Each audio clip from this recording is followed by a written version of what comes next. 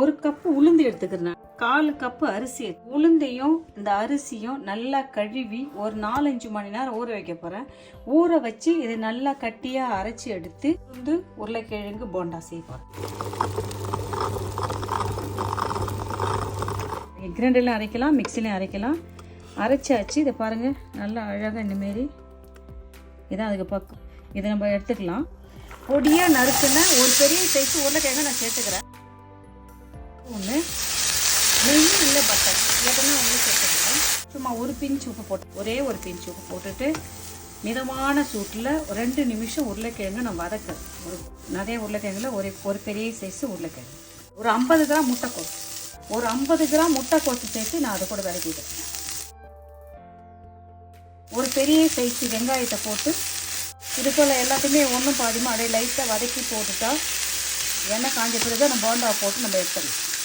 போதும், வதங்கி வைக்க போதும். 2 நிமிஷம் வதங்கி வச்சு இதை அப்படியே நம்ம ஆற வச்சுட்டு எடுத்துக்கலாம். இதை ஆற்றணும். மாவு தண்ணியெல்லாம் ஊற்றுற திட்டமாக அழகாக இந்த பக்கத்தில் எடுத்து வந்துடலாம். பெருங்காயத்தூள் சேர்த்துக்கிறேன். கொஞ்சமாக பெருங்காயத்தூள் சேர்த்துக்கிறேன். காரத்துக்கு அதே பச்சை மிளகாய் போட்டுங்க. நான் 2 பச்சை மிளகாய் வெட்டி போட்டுக்கிறேன். கைப்பிடி கொத்தமல்லி தழை போட்டுக்கிறேன். ஒரு கைப்பிடி அளவுக்கு பிரிங் ஆனியன் நான் போட்டுக்கிறேன். 5-6 பூண்டு பல்ல பொடி பொடிசாக நறுக்கி போட்டு சைஸு இஞ்சி பொடியாக நறுக்கி போட்டுக்கிறேன். சேர்த்தாச்சு. இதில் நம்ம திட்டமாக உப்பு சேர்த்துக்கலாம். ஒரு 1/4 ஸ்பூன் உப்பு சேர்த்துங்க. பாருங்க, இது நம்ம வதக்கிறது நல்லா ஆறிடுது. ஆறினதை நம்ம இதை சேர்த்துக்கலாம். எல்லா மசாலாம் போட்டுட்டோம். போட்டுட்டு இதை அழகாக கிண்டி விட்டுக்கலாம். உருளைக்கிழங்கு நீங்கள் வதக்காத கூட நீங்கள் போட்டு பார்க்கலாம். நம்ம வதக்கிறதுல ஒரு 25% வெந்துச்சுன்னா போகும். இதில் உங்களுக்கு விருப்பம் இருந்துச்சுன்னா ரெட் சில்லி பவுடர் கொஞ்சம் சேர்த்துக்கலாம். இது நல்லா அழகாக கலந்து வச்சுட்டோம். இல்லை ஒரு கைப்பிடி அளவுக்கு தேங்காய் திருவள் நான் சேர்த்துக்கிறேன். கொஞ்சமாக இதில் போட்டு எடுப்போம். நம்ம இனிமேல் சின்னதாக கரண்டி எடுத்துங்க. கரண்டியில் நான் கொஞ்சம் எண்ணெய் தடவிக்கிறேன். அப்படியே இல்லை விட்டுட்டு அழகாக வரும். கரண்டியில் கொஞ்சம் அப்படியே எண்ணெய் எடுத்துட்டு அதை எடுத்துட்டு மாவு இப்படி எடுக்கிறோம். அப்படியே ஊற்றணும். அப்படியே எடுக்கிறோம். எண்ணெய் ஒட்டாது. இந்த கரண்டியில் பாருங்கள், எதுவுமே ஒட்டல. எண்ணெயில் செய்கிறோம். ஒரு எடுக்கிறோம். நல்லா இருந்துச்சு. அப்படியே வச்சு இது போல் நம்ம எடுத்து வச்சுங்க. ரவுண்ட் ஷேப் அழகாக நம்மளுக்கு கிடைக்கும். அதனால் நம்ம இனிமேல் சின்ன கரண்டி எடுத்துங்க.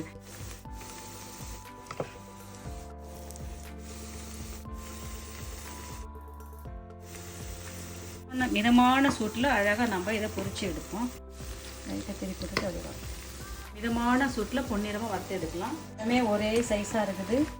எண்ணெய் சூடாகின பிறகு அனலை கம்மி பண்ணிக்கின்னு அப்படியே இந்த உண்டையை நம்ம பொரிச்சு எடுத்தா சூப்பராக உருளைக்கிழங்குல வந்துடும்.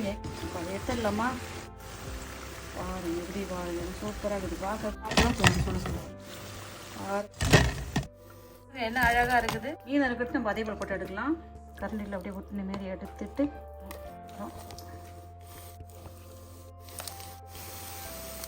அப்படியே திருப்பி விட்டுட்டு அழகாக வச்சுக்கணும். இது எல்லாத்துலையும் போடலாம். தயிரில் ஊற வச்சு சாப்பிட்லாம். கில்லு போட்ட சாம்பாரில் ஊற வச்சு சாப்பிட்லாம். காரக்குழம்பு இருக்குது பாருங்கள், அதில் கூட இதை கொஞ்சம் ஊற வச்சு டிப் பண்ணி சாப்பிட்லாம். நல்லா இருக்கும்ப்பா.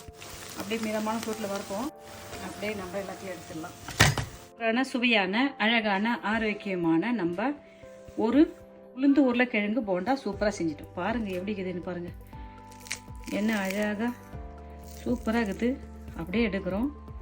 அப்படியே சட்னியில் தொட்டு சாப்பிட்றோம். தேங்காய் சட்னி நான் செஞ்சு வச்சுக்கிறேன். எளிமையான முறையில் ஈவினிங் ஸ்நாக்ஸாக வீட்டில் இருக்கிற பொருளை வச்சு உளுந்து உருளைக்கிழங்கு போண்டா நான் செஞ்சு காமிச்சிட்டேன். நீங்களும் இதே மெத்தடில் செஞ்சு பார்த்துட்டு உளுந்து உருளைக்கிழங்கு போண்டா எப்படின்னு சொல்லுங்கப்பா.